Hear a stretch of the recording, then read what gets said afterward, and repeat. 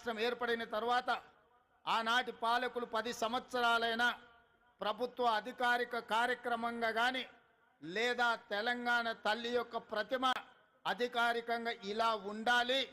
తెలంగాణ తల్లి అవతరణ ఉత్సవాలు ప్రతి సంవత్సరం జరుపుకోవాలన్న ఆలోచన ఏ రోజు కూడా చెయ్యలేదు. తెలంగాణ తల్లి